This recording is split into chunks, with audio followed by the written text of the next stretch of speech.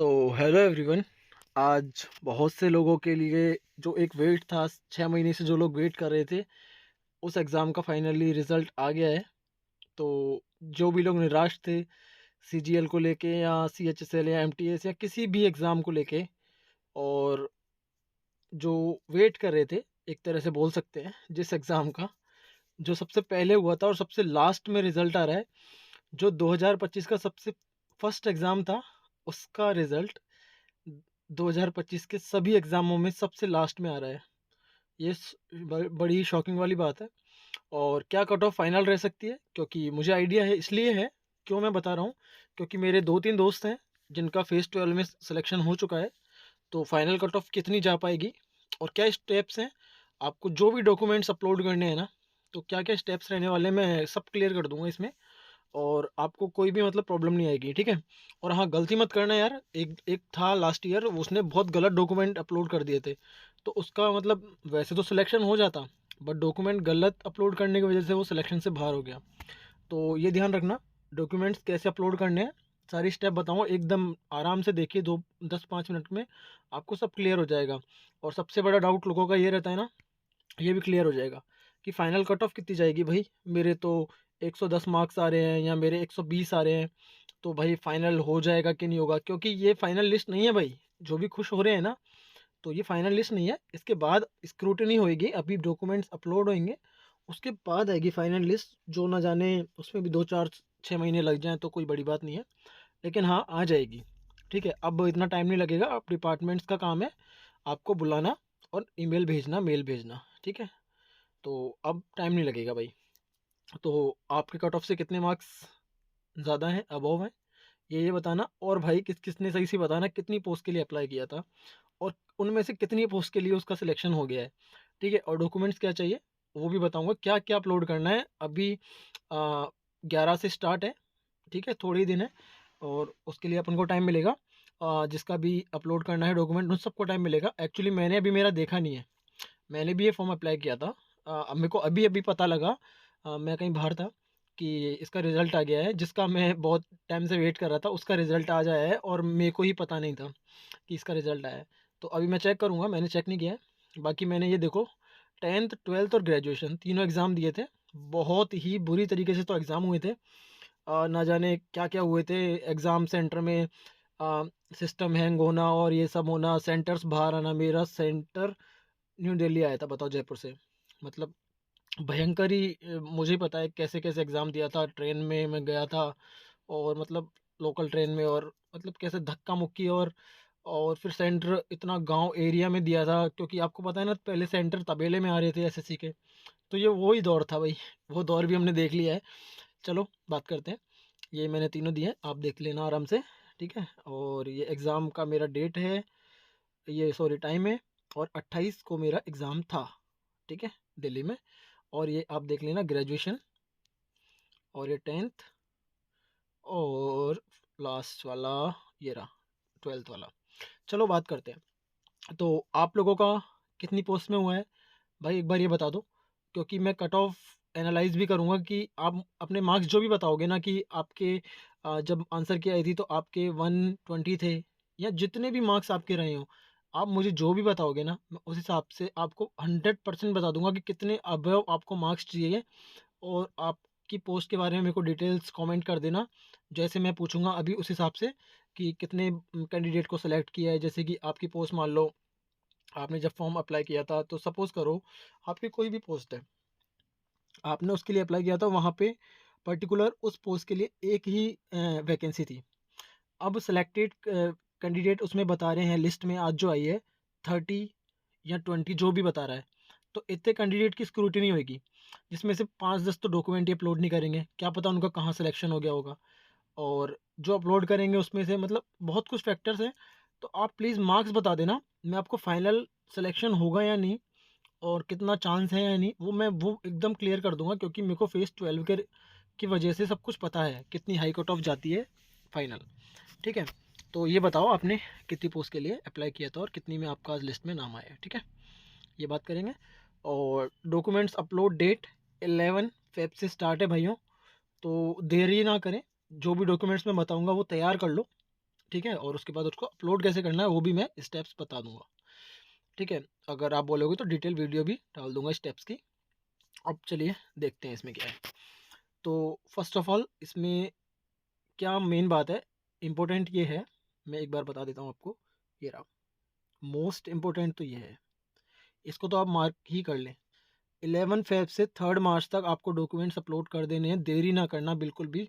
जो भी चीज़ चाहिए उनको रेडी कर लें और कर ही देना अपलोड, वरना भाई जॉब हाथ से चल जाएगी। ठीक है, तो इसमें क्या क्या अपलोड करना है वो सब भी बताऊंगा, वो सब कुछ बता दूंगा। और हाँ, ये ग्रेजुएशन लेवल का है भाई। 35,000 बच्चों की लिस्ट नाम आए हैं आज उस लिस्ट में, जिसमें से शायद कई कई बंदे तो एक ही पोस्ट के लिए एक ही बंदे का नाम 5 से 6 बार या 10 बार या 20 बार भी हो सकता है, क्योंकि हो सकता है उसने कितनी पोस्ट के लिए अप्लाई किया हो।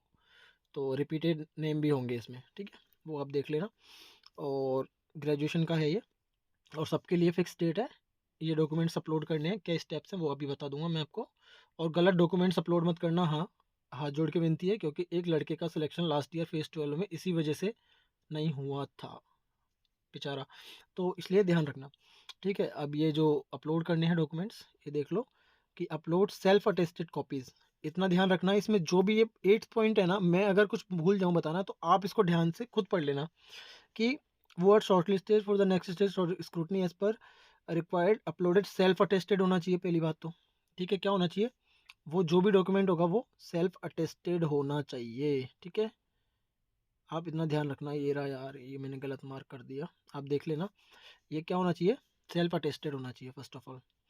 फिर सपोर्टिंग डॉक्यूमेंट्स होना चाहिए रेस्पेक्ट टू, एंड एक बार हाँ, इसमें देख लो क्लियर है ये।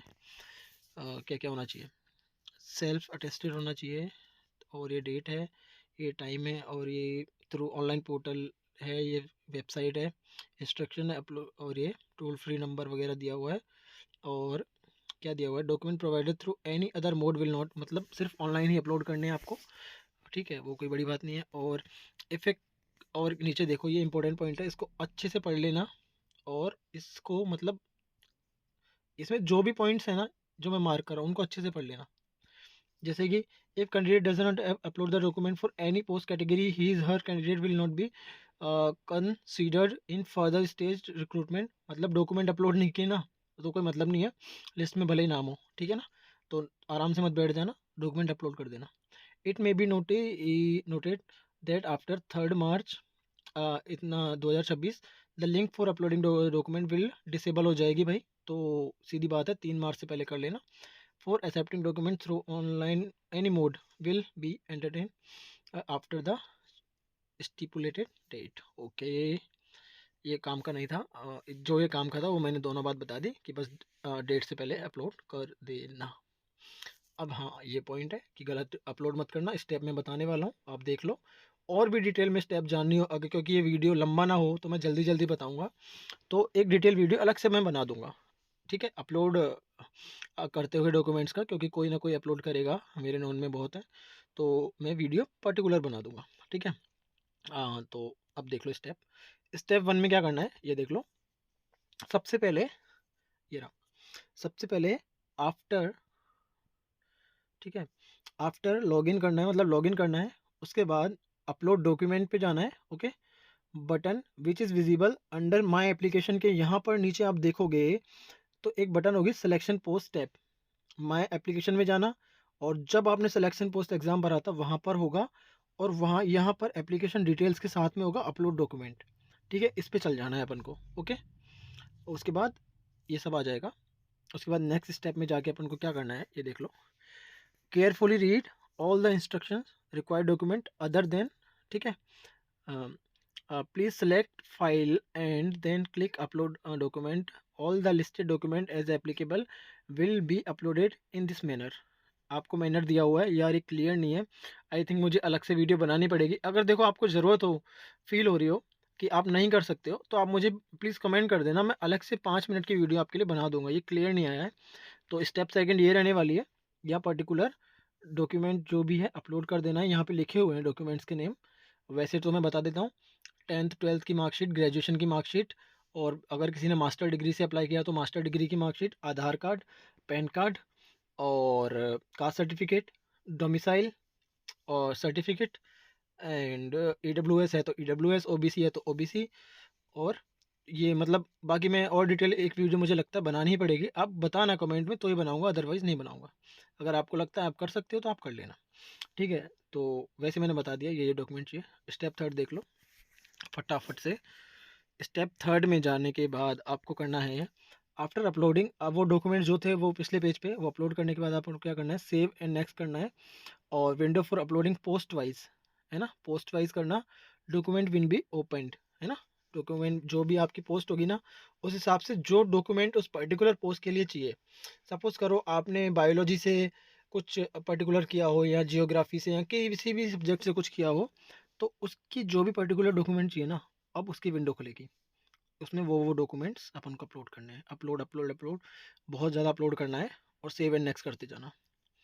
अब फोर्थ स्टेप में इन दिस सेक्शन में post which candidate qualified in computer, अगर पर्टिकुलर किसी एग्ज़ाम के लिए कंप्यूटर बेस्ड जो भी will visible candidate should upload documents required, मतलब कुछ एक्सपीरियंस होगा अगर किसी पोस्ट में तो वो अपलोड करना है, ठीक है, यहाँ पे कर देना है, ठीक है।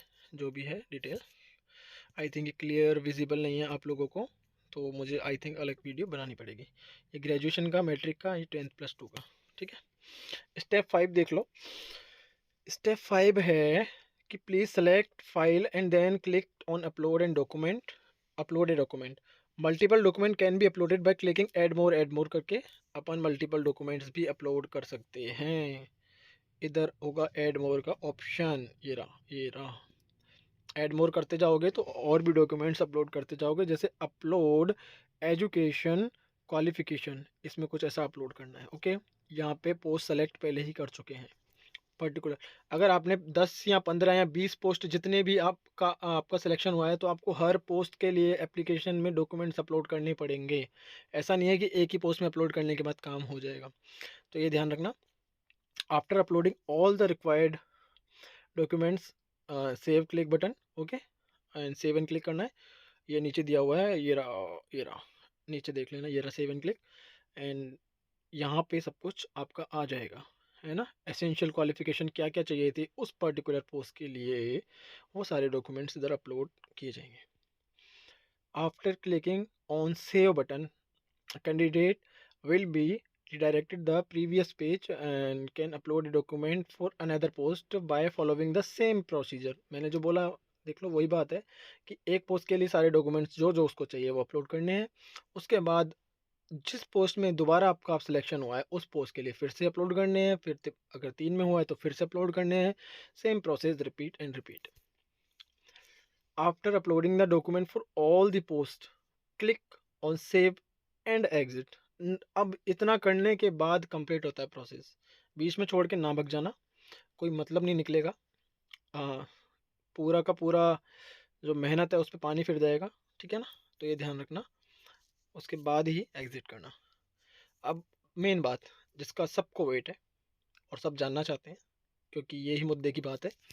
देखो भाई, आप वैसे तो मुझे कमेंट में बताओगे मार्क्स, तो मैं कमेंट में ही आपको बता दूंगा कि आप सेफ़ हो कि नहीं। फिर भी थोड़ा मोटा मोटा बता देता हूँ। सपोज़ करो आपकी आपने जिस पोस्ट के लिए अप्लाई किया था, पर्टिकुलर कोई स्पेशलाइजेशन, जैसे कि बीएससी साइंस में कुछ भी, जो आर्ट्स है या कॉमर्स है जो भी होगी, तो पहले तो ये देख याद आपको पता होगा कि वहाँ पर एक पोस्ट थी या दो थी या तीन थी उसके लिए, ठीक है। और जिस भी कास्ट से आपने अप्लाई किया था, सपोज़ करो आपने एसटी से, या फिर सपोज़ करो आपने एसटी से अप्लाई किया, एसटी में एक पोस्ट थी, आपने अप्लाई कर दिया, अभी उसकी कट ऑफ चली गई मान लो 90, ठीक है। कैंडिडेट बुला लिए मल्टीप्लाई बाय 30, लगभग बुलाए होंगे डॉक्यूमेंट के लिए। एक पोस्ट के लिए 30 बंदों को बुलाएंगे, कट ऑफ दे दी 90। अब जब आंसर की आई थी तो आपको याद होगा या होना चाहिए, या कोई स्क्रीनशॉट होगा कि आपके मार्क्स कितने थे। सपोज करो अभी 90 कट ऑफ गई है आज लिस्ट में किसी भी पोस्ट की, है ना, 90 मार्क्स गई है। आपके मार्क्स बन रहे थे उस टाइम 120 या फिर 130 या फिर 140 मान लो, मतलब इतने ज़्यादा बन रहे थे। अगर आपके मार्क्स 100 भी बन रहे थे ना भाई, तो भी मैं बोलूँगा कि आपको डॉक्यूमेंट्स तो आपको अपलोड करने ही है। लेकिन अगर हाँ, क्योंकि अभी नॉर्मलाइजेशन का नहीं पता, हो सकता है जब आंसर की आई जब मतलब आपने आंसर की देखी थी, तब उसमें मार्क्स आपके 120 शो हो रहे थे। अब भाई क्या पता उस 120 का अब नॉर्मलाइजेशन से या बोनस मार्क्स होके कुछ भी होके अदर फैक्टर सारे हैं, उनका अपन को पता ही नहीं है। हो सकता है आपके ये 100 नंबर 140 बन चुके हों, कुछ भी हो सकता है नॉर्मलाइजेशन से।